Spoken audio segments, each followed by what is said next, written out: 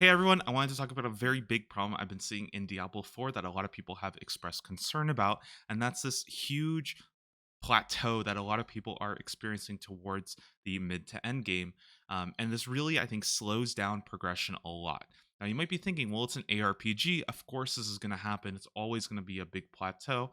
Unfortunately, in Diablo 4, I think that this happens way too steep and a lot earlier than you might expect. For me, the biggest problem here and kind of what's causing all this is that it is way too easy to make a very good item. However, it is very difficult to replace and upgrade that with like a great or a near perfect item. The problem here is that I think splitting legendaries with the crafting system into very good base yellows, which is typically going to be an ancestral rare, and then having to imprint that with a legendary aspect, splitting that up into two different instances of RNG makes it a lot easier to actually build an item that is better than the sum of its parts. Every time that you add an extra roll to something, you're compounding the RNG and making it that much more difficult to actually get the like perfect item that you want. So, kind of as an example of this, I wanted to show in Diablo 3, we had like the convention of elements, very popular ring that a lot of builds used. Not only did you have to find a convention of elements and get a good roll on the damage aspect of it, but you would also be looking for two random properties on that convention of elements, which ideally would be like crit damage or attack speed.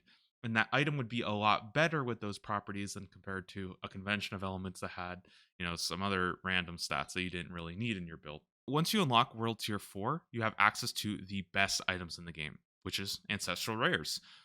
The thing about this is that the level that you get it at is kind of irrelevant, and also the item level is largely irrelevant as well. If I look at my sword here, this is a 775 sword, and the max vulnerable roll is going to be 35.3%. This one is like 40 item power higher, and again, the max vulnerable roll, that vulnerable roll is the same, 35.3. So as long as you have an ancestral item, it's basically can be like it can roll perfect stats. The only thing that matters with item power is the DPS, but if you're not even using these weapons, they're just stat sticks anyways. And then also that will affect the armor, but that's a pretty minor bonus compared to how strong ancestrals are compared to, normal or sacred gear. It doesn't feel like you're rolling an ancient legendary. It feels like you're stepping into a new raid tier of World of Warcraft where all of the ancestral gear is just so much better than what you have right now. As a result, in the first few hours of World Tier 4, you will be replacing nearly all of your gear pieces with ancestral. And they drop like candy. You're going to get them quite often. It's also very easy to actually get a very good piece because there's only four affixes to choose from.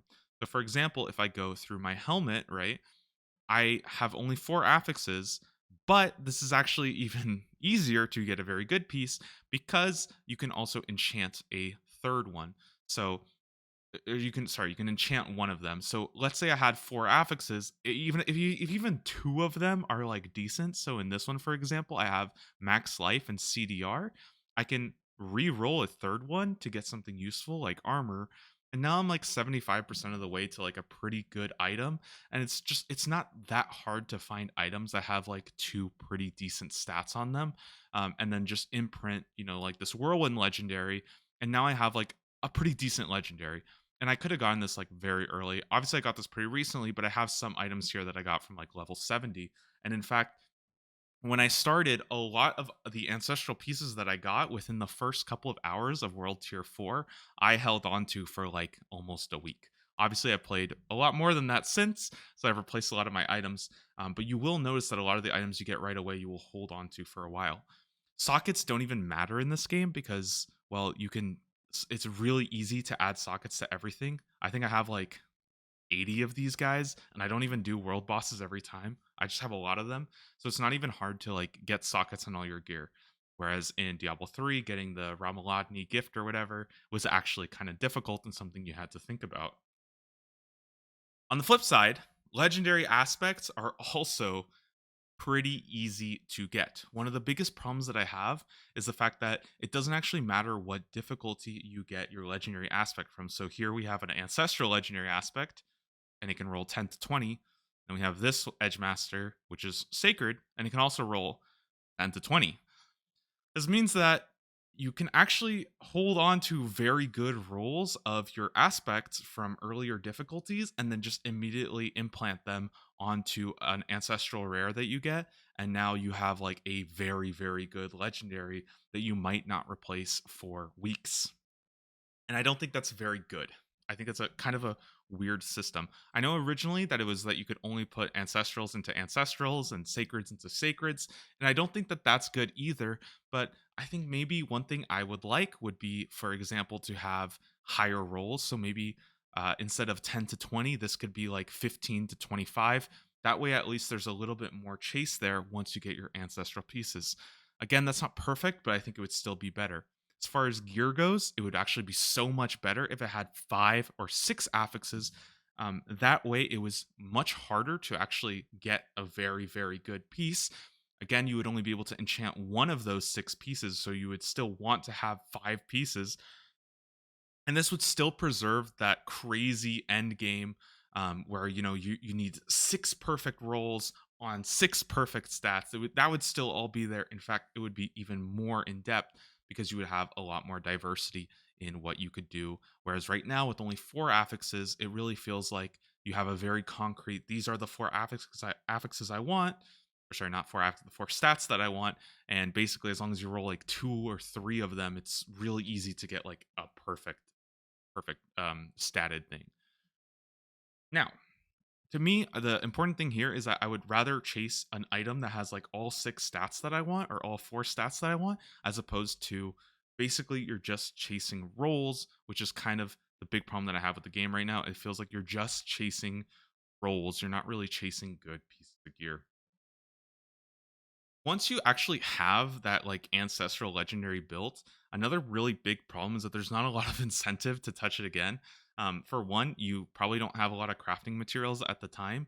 So, if you wanted to, replace a gear that you've already invested quite a bit into, it would be better off investing in another slot instead than like a very marginal upgrade to like a sword or a helmet or a gloves.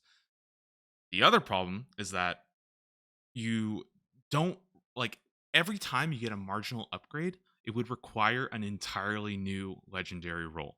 So I can look at this ring, for example, that I think I've had this ring for like 2 weeks. I'm not even joking. I've had this ring for a long time. Your shout skills generate 3 fury per second. This is an incredibly important barbarian legendary. You have to have this in your build. And while I'm literally still I'm not even using an ancestral. I'm stuck on a sacred piece for so long because I haven't been able to get a better legendary power than that for such a long time.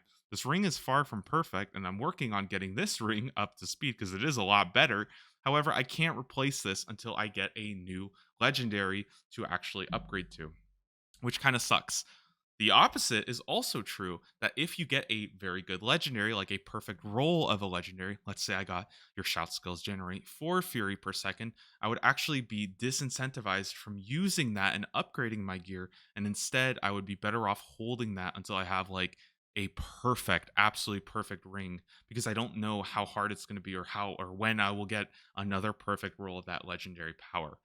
As a result, it really feels like, for the most part, once you've kind of built your full set of like ancestrals with good legendaries, you're kind of sitting on them and just waiting for like perfect rolls. And I don't think that's a lot of fun because it kind of sucks. It's not as fun, I think, to go from like 10% vulnerable damage to like 12% vulnerable damage. There's just not a lot of progression left once you've kind of gotten your full set of gear. So this kind of brings me to my second problem is that there's a big lack of chase items. You're just chasing rolls. You're probably thinking, hey, what about uniques? Uniques are chase items, and uniques are actually pretty good. You can see I'm running gores, which I was really excited when I heard about this item. It looked really awesome. I wanted this item for a while and I was really excited when I got it. Now, there's 2 problems. First off, is that there's just not enough uniques in the game. Even as a barbarian, Gores is really the only legendary or the only unique I care about. I could also run Temerity in my pants, but one unique in my entire build just doesn't really feel that interesting. I've seen some builds that don't use any uniques, and I feel really bad for them because they don't have any chase items, really. The other problem that uniques have in this game is that they have 4 predetermined stats. This means that every single Gores is going to run attack speed, lucky hit chance, non physical damage, and whirlwind, ranks of whirlwind.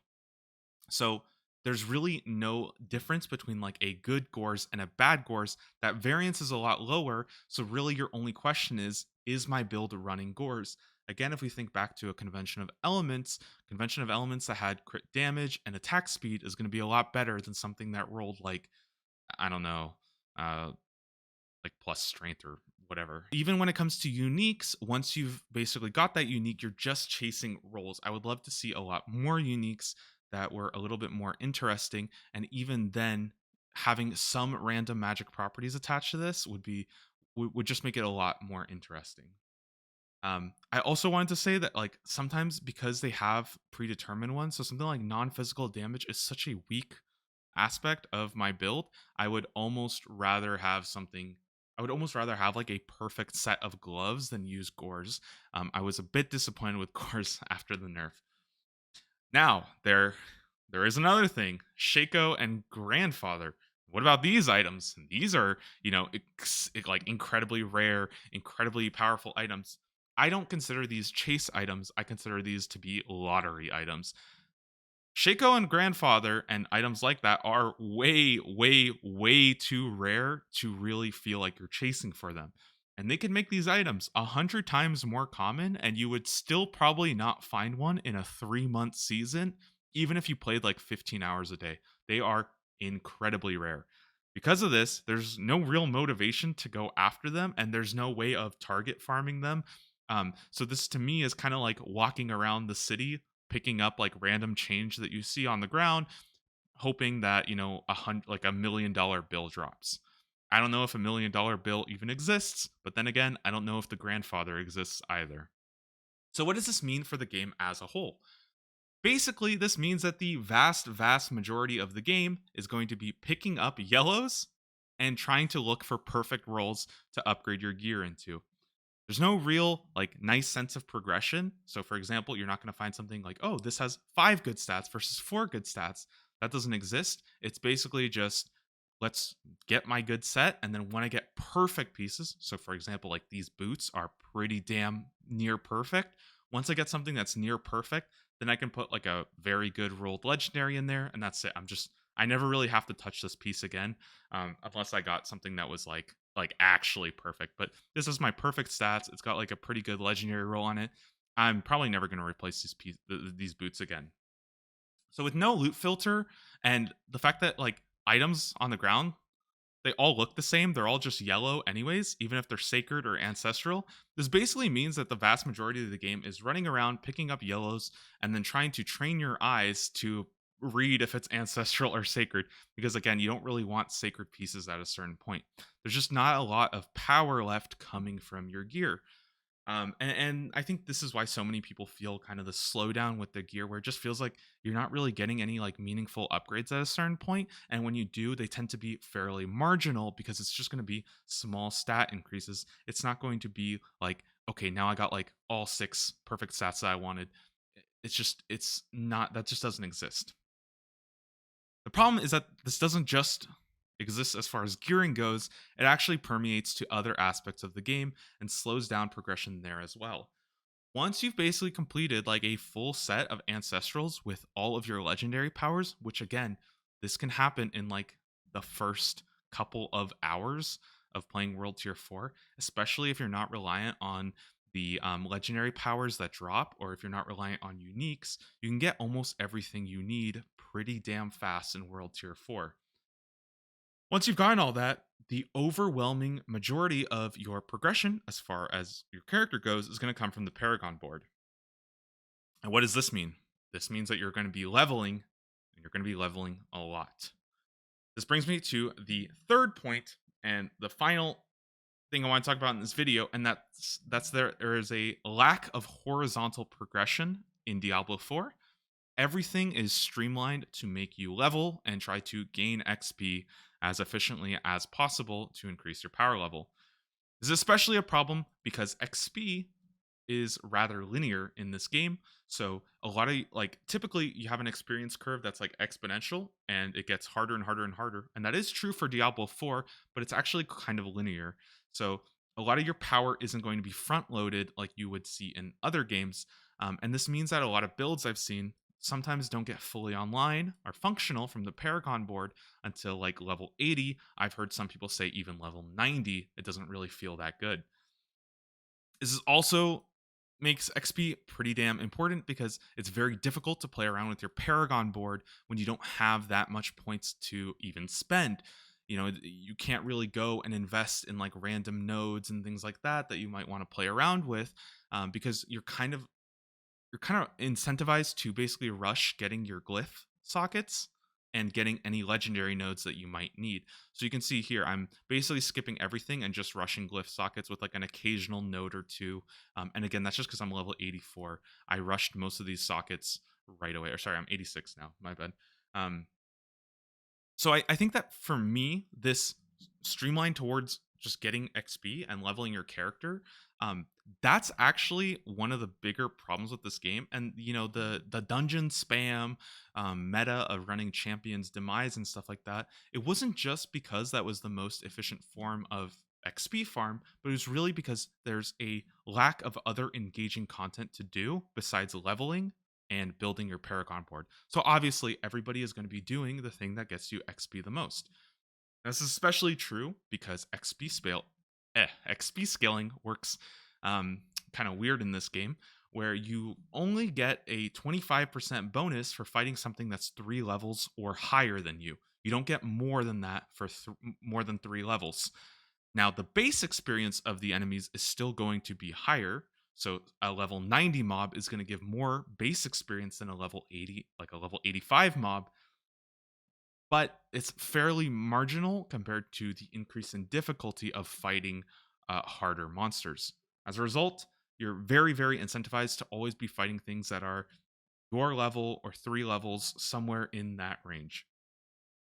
There's not really a lot of horizontal progression outside of leveling. You're not really leveling any other system. You're just leveling your Paragon board, which is tied to your level. The only other form of progression is going to be, glyphs and upgrading the glyphs. Unfortunately, I don't think this is actually that good of a system because to actually take advantage of, having a lot of upgraded glyphs, you first have to upgrade, or first off, you have to actually go and unlock more glyph sockets anyways. So again, you're going to need XP before you can even take advantage of them. And also, even when you do have like the bonus range, like my exploit, it's a little bigger now. I don't even want to go and grab all these extra nodes to benefit off of it because I would rather keep working and upgrading so I can get my sixth glyph socket. That's just it's much more efficient use of my points right now rather than trying to basically max out how much I get from exploit. So again, I feel like even upgrading glyphs, which is the only other system in the game, even that doesn't feel very good until you're like level 90 or 95 and you just have a bunch of Paragon points that you can play around with and put in other areas to get like a fully optimized board. Speaking of nightmare dungeons, it's a little disappointing that in general there's just no real point to doing them at all. There's no again, you're not rewarded for fighting something that's a lot higher than you, and in general, there's also no reward from doing any kind of like benchmark difficulty for the nightmare dungeons. If you compare this to Diablo 3, when you fought a Greater Rift 70, you would get a Primal Legendary, which was like a perfect best statted item in the game. And that was awesome. And it would also unlock the ability to drop primal legendaries in the rest of the game. So you were very, very incentivized to try to do a Greater Rift 70 as soon as possible for your character, and that would unlock a ton of end game progression for your character. None of that exists in Diablo 4. Realistically, there's no real reason to be doing Nightmare Dungeons. Level 50, tier 50 versus tier 100, there's really no difference except I guess you get more experience for your glyph sockets, but as we mentioned, that's not really that important. Um, and one of the weirdest things is it's not even like you have to progress your key to get to the higher tiers. You can actually just go to the occultist and you can just like make a level 90 plus key if you wanted to right away. It's not like Sword Art Online where you have to like progress like level 1, level 2, level 3, level 4. It's not like that. You can just basically take an elevator and like you could craft like a level 99 key right now if you wanted to, which that doesn't make any sense to me. It's like eh, there's not even you're not even progressing through the different difficulties. So again, if your goal is to hit, tier 100 nightmare dungeon because it's fun or you want that that challenge, you're kind of better off just rushing for level 100 first anyways and then doing the hardest dungeon. This is especially true because even for something like the Echo of Lilith, which I think is great and a very interesting, it's a very fun challenge. It looks very, very difficult. Even something like that heavily encourages you to be max level before you try it, because higher level mobs do more damage to you purely based on your level. This isn't due to stats. It is a it's like an additional multiplier. So if you took like a level 90 character and a level 100 character and they had the same exact stats, a Lilith would do more damage to the level 90 because it's 10 levels lower. That's it, which is a pretty silly mechanic. So again, getting level 100 just feels like the most important thing in this game. Now, on the on the talk of Lilith, I really think that they miss a huge opportunity. There's just a lack of bosses to do. So I think something like a level 80 and then like a level 90 and a level 95 boss, or just in general having some kind of farmable boss content, would be great. They did this in Diablo 2 where you have people doing Mephisto or Bale runs. So this is nothing new. I think that would be great. And it would also encourage some more build diversity where you could spec for more of a single target build that was, just slamming these bosses very fast compared to what we have right now, which is basically every single build in the game is kind of optimized for speed farming dungeons for XP until you get to level 100. Now, if they wanted to, I think they should really look at something like Lost Ark for very fun single target bosses that have like good engaging mechanics. Or you could look at even old school RuneScape for, repeatable, farmable boss content.